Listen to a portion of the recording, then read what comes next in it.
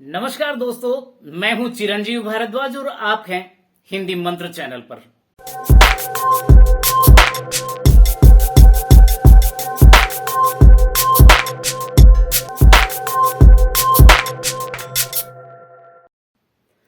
दोस्तों, आज मैं बताता हूं आपको उच्चारण स्थान याद करने के 11 आसान सूत्र। यदि आप इन 11 आसान सूत्रों को याद कर लेते हैं, हृदयंगम कर लेते हैं, तो फिर आप जिंदगी भर उच्चारण स्थान को कभी नहीं भूल पाएंगे। सबसे पहले हम जाने हैं कि उच्चारण स्थान होते क्या हैं। उच्चारण स्थान यानी जब हम कोई भी बात, कोई भी वाक्य, कोई भी शब्द उच्चरित करते हैं, बोलते हैं, उनका उच्चारण करते हैं, तब हमारे मुख में वायु या हमारी जिह्वा मुख के विभिन्न स्थानों को स्पर्श करती हुई बाहर निकलती है। तो ये वायु या हमारी जिह्वा जिन स्थानों को स्पर्श करती हुई बाहर निकलती है, वे ही उस वर्ण के उच्चारण स्थान कहलाते हैं। तो ये थे उच्चारण स्थान। अब हम जानते हैं इन 11 आसान सूत्रों को। सबसे पहले हम जानते हैं कि उच्चारण स्थान होते कितने हैं। उच्चारण स्थान 8 होते हैं, लेकिन उन 8 उच्चारण स्थानों को इन 11 आसान सूत्रों के द्वारा आसानी से समझाया गया है। हमें एक एक अक्षर को, एक एक वर्ण को याद करने की आवश्यकता नहीं है, उसके उच्चारण स्थान को याद करने की आवश्यकता नहीं है। बस ये 11 आसान सूत्र यदि आपको आसानी से याद हो जाते हैं तो आप जीवन भर ये उच्चारण स्थान कभी नहीं भूल पाएंगे। तो शुरुआत कर दें इन 11 उच्चारण स्थानों के बारे में, इन 11 सूत्रों के बारे में। सबसे पहला सूत्र है अकुह विसर्जनीया नाम कंठः। अगला है इचुयशानाम तालु, ऋटुरुषाणाम मूर्धा, ऋतुलसानाम दंताः, उपुपधमानियानाम ओष्ठौ, यमगणनानाम नासिका च, एदैतोः कंठतालु, ओदौतो कंठोष्टम, वकारस्य दंतोष्टम, जिह्वा मूल्यस्य जिह्वा मूलम, नासिका अनुस्वारस्य च। आप लोग सोच रहे होंगे कि ये सब क्या है, लेकिन यदि आप इन्हें 11 सूत्रों को याद कर लेते हैं तो आपके उच्चारण स्थान एकदम क्लियर हो जाते हैं, और चाहे एग्जाम में किसी भी प्रकार का प्रश्न आ जाए, आप उनको सॉल्व कर सकते हैं, आसानी से हल कर सकते हैं। चाहे वो क्लास 9th के क्वेश्चंस हो, चाहे वो रीट के एग्जाम के क्वेश्चंस ही क्यों न हो। दोस्तों, आप इस वीडियो के अंत तक बने रहिएगा, क्योंकि अंत में हम जानेंगे कि अक्सर एग्जाम में, चाहे वो बोर्ड का एग्जाम हो, चाहे रीट का एग्जाम हो, किस प्रकार के प्रश्न अक्सर एग्जाम में आ जाए करते हैं, उनके बारे में हम इस वीडियो के अंत में जानने वाले हैं। तो शुरुआत करते हैं पहले सूत्र से। किस प्रकार हम पहले सूत्र को समझ सकते हैं और पहले सूत्र से कौन से वर्णों के उच्चारण होते हैं। देखें, अकुह विसर्जनीया नाम कंठ है। ध्यान से देखिएगा सूत्र को। अकुह, ए यानी ए स्वर की बात कर रहे हैं। ए में क्या हुआ, ए और आ दोनों समाहित हैं, तो ए और आ जहां आ जाए, ए आ। फिर क्या है, कु का मतलब, यहां हिंदी वर्णमाला की यदि हम बात करते हैं तो हिंदी वर्णमाला में कु, चू, टू, तू, पू, ये 5 वर्ग कहे गए हैं। अब ये कु, चू, टू, तू, पू 5 वर्ग हैं। कु का मतलब कै वर्ग, चू का मतलब चै वर्ग, टू का मतलब टै वर्ग, तू का मतलब तै वर्ग, और पू का मतलब पै वर्ग कहलाता है। अब वर्ग क्या है, वर्ग का मतलब है कै वर्ग, का मतलब कै वाली पंक्ति।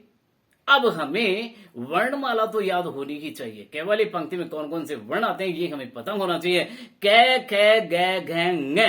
कुछ लोग क्या करते हैं, कै, कै, गै, गै, डै नहीं होता है, ये होता है ngै। गै और नै का मिला हुआ रूप और नासिका में यानी नाक में उच्चारित होने वाला ngै। तो कै, खे, गै, घै, ngै।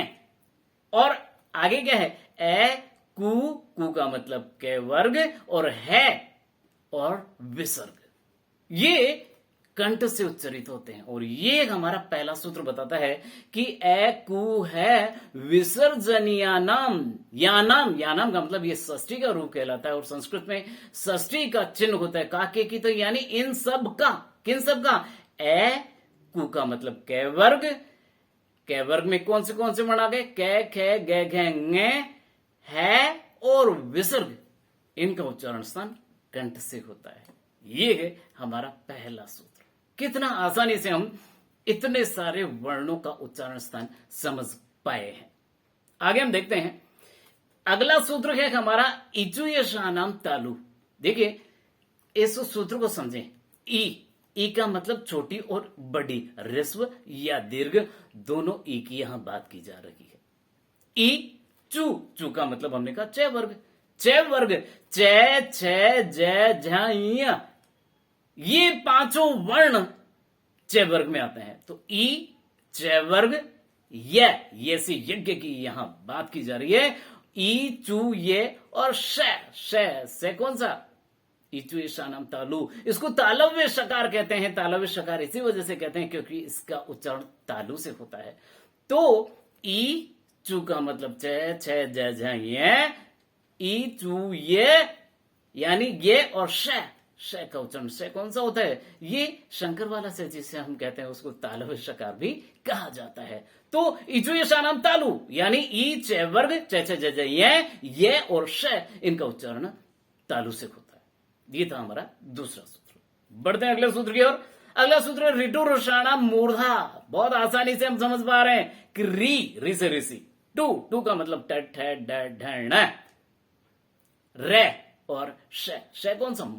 षटकोण वाला से। इनका उच्चारण होता है मूर्धा से। अब ये मूर्धा क्या होता है? हमने देखा कंठ ये होता है।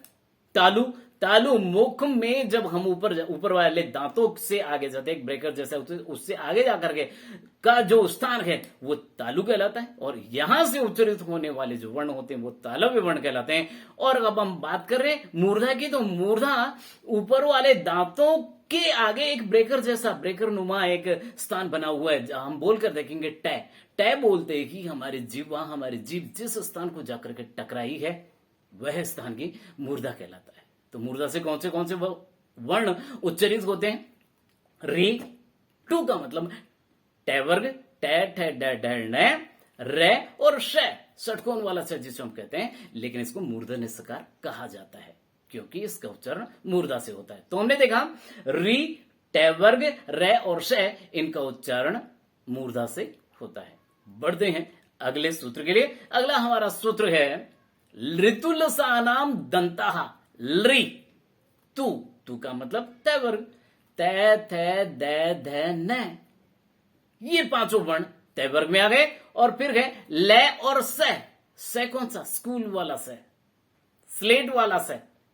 तो इनका उच्चारण दंत से होता है। एक बार फिर से देखें, ली, तू का मतलब तय वर्ग, तय, थे, दे, ध, न, ले और से, इनका उच्चारण दंत से होता है। और इसी वजह से हम इनको दंत वर्ण कहते हैं। और इस से को दंत सकार, आप जानते हैं से भी तीन प्रकार के हो गए हैं, दंत सकार, तालव्य सकार और मूर्धन्य सकार। जो दांत से उच्चरित होता है वो दंत सकार, जो मूर्धा से उच्चरित होता है मूर्धन्य सकार, और जो तालु से उच्चरित होता है वो तालव्य सकार होता है। ये था हमारा चौथा सूत्र। अब हम बात करते हैं, आगे बढ़ते हैं अगले सूत्र के लिए। अगला हमारा उच्चारण का सूत्र है उपुब्धमानियानम ओष्ठो। उपुब्धमानियानम यानी पू का मतलब पै वर्ग, और उद्धमानीय वर्ण जो होते हैं, उपुब्धमानीय वर्ण यानी पै और फै पर जब ज्यादा दबाव देकर जब बोला जाता है तो वो उपउब्धमानीय वर्ण कहलाते हैं। तो उ चाहे छोटा हो चाहे बड़ा हो, और पै वर्ग और उपउब्धमानीय वर्ण जो होते हैं इनका उच्चारण ओष्ठ से होता है। यहां ओष्ठो लिखा है। ओष्ठो का मतलब द्विवचन, और द्विवचन क्योंकि हमारे होठ जो है वो दो हैं, इसलिए यहां द्विवचन का प्रयोग किया गया है। इसलिए कहा गया, एक बार फिर से मैं बता देता हूं कि उ पै वर्ग, पै, फै, बै, भै, मैं, और उपउब्धमानीय वर्ण यानी पै और फै पर जब ज्यादा दबाव देकर के बोला जाता है तब इनके लिए एक विशेष प्रकार का चिन्ह लगाया जाता है। अर्ध विसर्ग का जो चिन्ह होता है उसका यहां प्रयोग किया जाता है। तो एक बार फिर से मैं कह देता हूं, उ, पै, फै, बै, भै, मैं, और उपउब्धमानीय वर्ण पै और फै जो होते हैं इनका उच्चारण स्थान ओष्ठ से यानी होठों से होता है। बढ़ते हैं अगले सूत्र के लिए। मंगणना नाम नासिका च, यानी हमारे वर्ग होते हैं वर्णमाला में 5 वर्ग, क वर्ग, च वर्ग, ट वर्ग, त वर्ग और प वर्ग। इनका जो पंचम वर्ण होता है यानी अंतिम वर्ण होता है यंगणन, इनका उच्चारण स्थान नासिका से होता है। नासिका यानी नाक से होता है। तो इसका सूत्र है यम गण नाम नाम नासिका चाहिए, यानी न और मैं, इनका उच्चारण नासिका से यानी नाक से होता है। बढ़ते हैं अगले सूत्र की ओर। हमारा अगला सूत्र है एदैतो हो कंठ तालु। कंठ और तालु 2 स्थानों से इन वर्णों का उच्चारण होता है। कौन से? ए और आई। ए और आई का उच्चारण स्थान है कंठ। आप देख पा रहे हैं ए तो कंठ से ध्वनि निकल रही है, लेकिन तालु को स्पर्श करती हुई बाहर निकल रही है, इसलिए एदैतो कंठ तालु, यानी ए और आई का उच्चारण कंठ तालु से होता है। बढ़ते हैं अगले सूत्र के लिए। आप देख पा रहे हैं कितने आसानी से, कितने सरल तरीके से हम इन वर्णों के उच्चारण स्थान को समझ पा रहे हैं। हमारा अगला सूत्र है ओदौतो कंठोष्टम, यानी ओ और औ का उच्चारण स्थान कंठोष्ट होता है। कंठोष्ट का मतलब कंठ और ओष्ठ। कंठ से ध्वनि निकलती है और ओष्ठों को छूती हुई बाहर निकलती है, यानी हमारे होठ भी प्रतिक्रिया करते हैं जब हम ओ और औ का उच्चारण करते हैं। तो ओदो तो कंठोष्टम, यानी ओ और औ का उच्चारण कंठोष्ट से होता है। बढ़ते हैं अगले सूत्र की ओर, और ये हमारा 9वां सूत्र है वकार से दंतोष्टम। वेरी सिंपल, बहुत ही सरल तरीके से कहा गया। वकार से दंतोष्टम यानी वकार यानी वे का उच्चारण दंत और औष्ठ से होता है, यानी दांत और होठ। आप देख पा रहे हैं दांतों को स्पर्श करती हुई वायु निकलती है, लेकिन होठों का संकुचन भी होता है।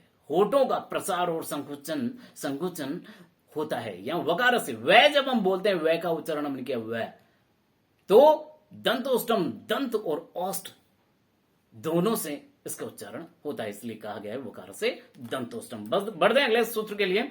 अगला सूत्र जीवा मूल्य से जीवा मूलम, यानी जीवा मूल्य वर्ण। जब हम क और ख को ज्यादा दबाव देकर के बोलते हैं तो वो जीवा मूल्य वर्ण होते हैं, और उनका उच्चारण स्थान जीवा का मूल होता है। जहां जीव हमारी जुड़ी हुई है, जहां से शुरुआत हो रही है जीव की, तो वो जीवा का मूल कहलाता है। और जीवा मूल्य वर्ण होते हैं क और ख, और इनका भी साइन, इनका भी जो चिन्ह होता है वो अर्ध विसर्ग का चिन्ह इनका संकेत होता है।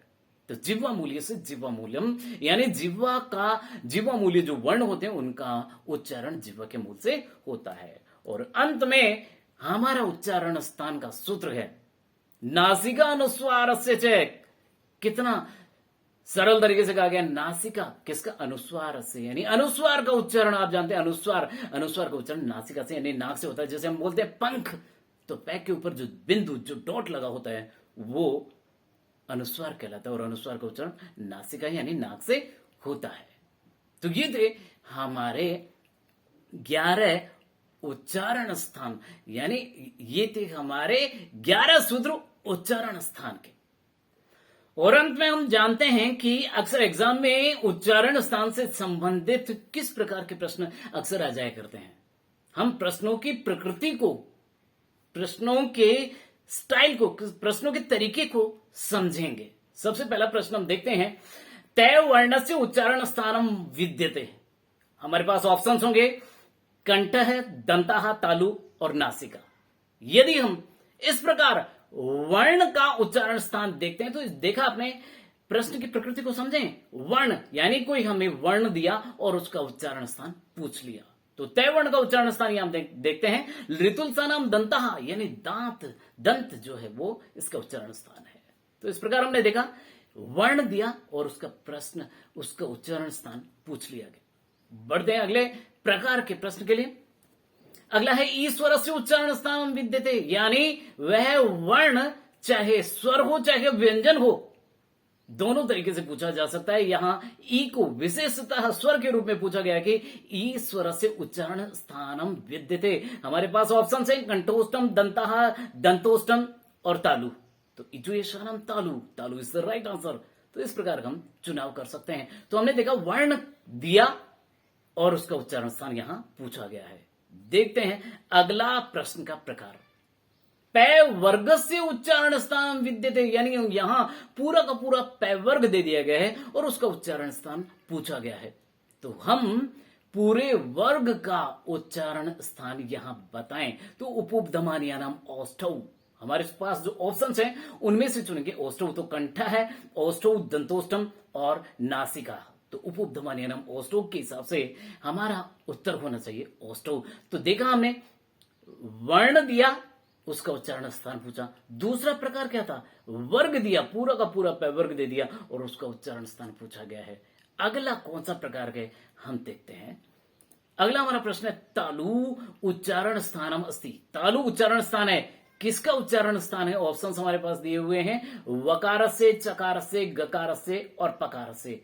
तो इचुयशानाम तालु च वर्ग का, च का उच्चारण स्थान यहां है। तो हमें उच्चारण स्थान दे दिया गया है और पूछा गया है कि यह उच्चारण स्थान किसका है। तो इस प्रकार हमें 3 प्रकार समझ में आते हैं निश्चित रूप से कि वर्ण दे दिया जाता है, उसका उच्चारण स्थान पूछा जाता है, वर्ग दे दिया जाता है, उसका उच्चारण स्थान पूछा जाता है, और उच्चारण स्थान देकर के वर्ण पूछा जाता है कि ये किस वर्ण का उच्चारण स्थान है।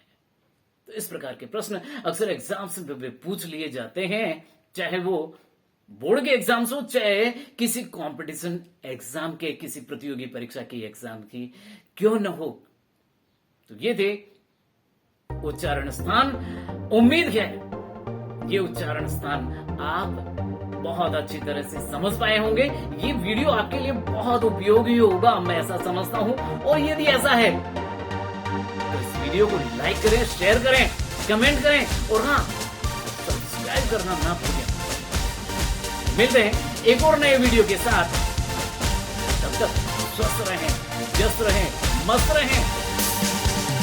जय हिंद।